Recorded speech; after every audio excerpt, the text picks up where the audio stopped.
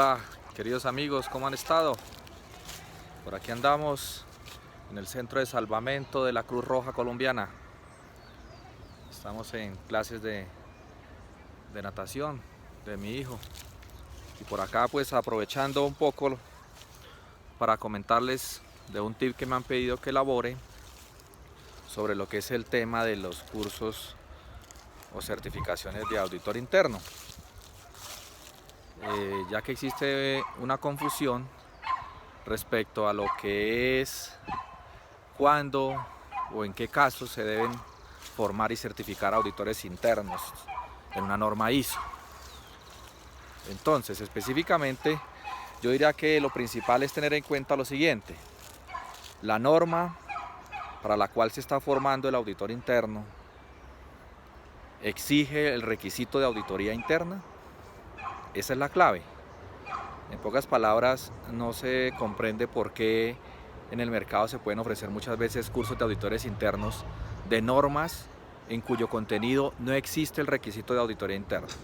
Entonces recordemos un poco que existen tres tipos de auditorías: auditorías de primera parte, auditorías de segunda parte y auditorías de tercera parte. Las auditorías de primera parte son las famosas auditorías internas, para lo cual se formen auditores internos competentes.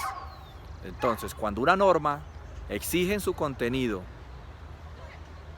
que se deben hacer auditorías internas como un requisito, es donde nace la necesidad de formar y certificar auditores internos. Entonces veamos norma ISO 9001, norma ISO 28000. ¿Quiénes tienen este requisito?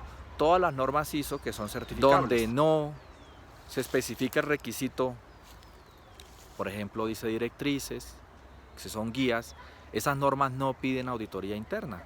ISO 31000, ¿cierto? Son normas que no piden auditoría interna. Bueno, a excepción de la ISO 19600, que es una guía, pero y sí pide auditorías internas, ¿cierto? Entonces, la clave es esta: que nosotros leamos la norma y miramos si dentro de la norma se pide el requisito de hacer auditorías internas. Por tanto, ahí se requiere formar auditores internos. Esa es la clave. Ojo con esas certificaciones que sacan cursos de auditor interno de 4 o 5 normas y vemos que muchas de esas normas el requisito de auditoría interna no se exige. Hay un caso específico, por ejemplo, en temas de OEA. Por ejemplo, en mi caso, yo no hago cursos de auditor interno OEA en Colombia porque el estándar de operador económico autorizado en Colombia no exige el requisito de auditoría interna. Pide autoevaluaciones, que es otra cosa muy diferente a auditorías internas. Entonces, en esos casos se prefiere dar otro tipo de nombre al curso. O por ejemplo, en el caso de Risk Manager, de ISO 31000, tampoco pide auditorías internas. Entonces, ¿qué tal yo sacando un curso de auditor interno ISO 31000 cuando no aplica? Entonces aquí se buscan otros nombres como gerente de riesgos, gestor de riesgos, ISO 31000, bueno, el que sea. Entonces es bueno que tengamos en cuenta esto, porque pues, yo siempre he dicho que el problema no está en la persona que vende, el del problema es la persona que compra, que no se informa bien, entonces adquieren cosas que realmente se salen de contexto, ¿cierto? Otro aspecto: cuando usted toma un curso de auditor interno de una norma ISO, usted está tomando el curso de auditor interno de la norma ISO y está tomando el curso y se entiende implícitamente que usted, al ser auditor interno de una norma ISO, es conocedor de las normas que componen la familia de normas. Por ejemplo, auditor interno ISO 27001.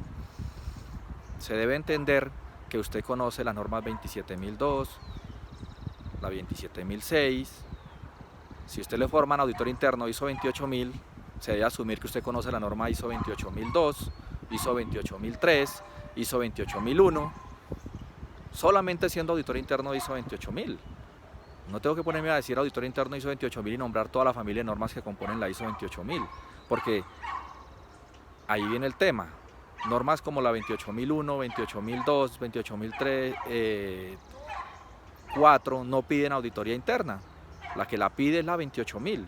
Por eso se forma un auditor interno ISO 28000 y cuando se haga el curso 28000 allá se le informa de las normas 28001, 28002, de todas las que componen la familia de la ISO 28000. Entonces no es tanto la cantidad de normas que aparezcan en un certificado.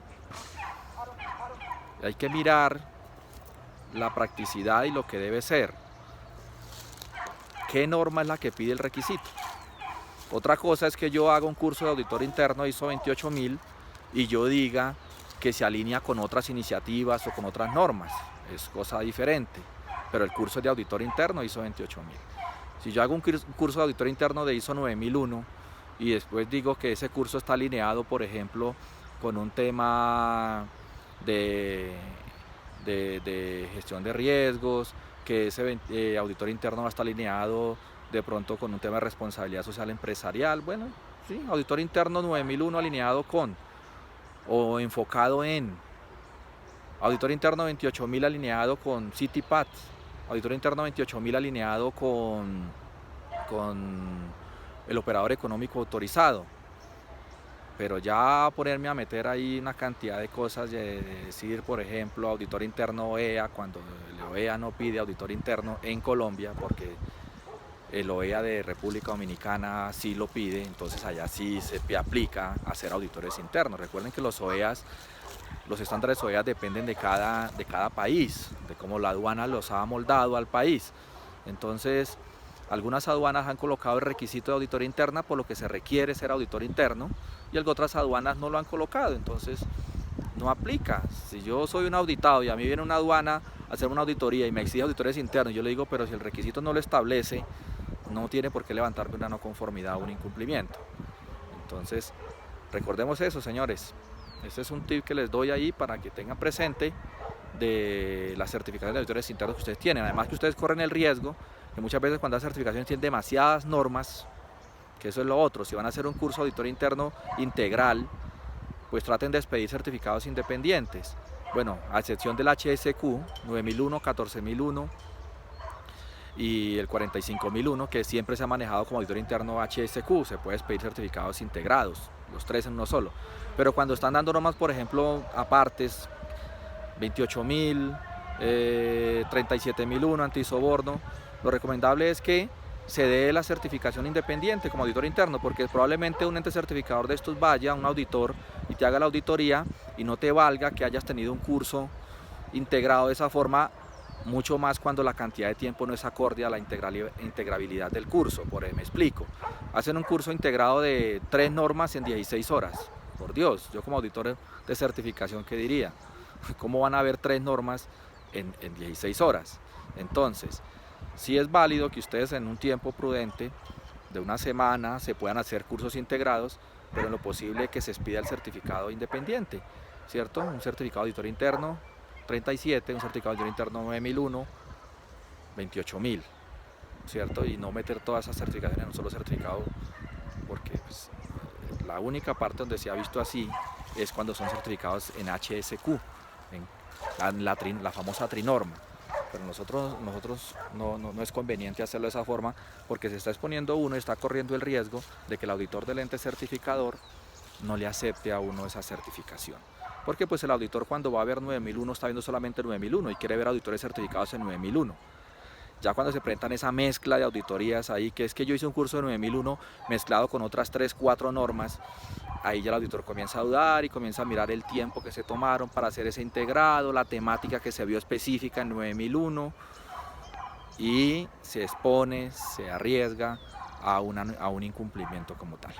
Bueno, muchas gracias, estamos en contacto, gracias a todos los que me siguen en las redes, ahí les va este tip entonces.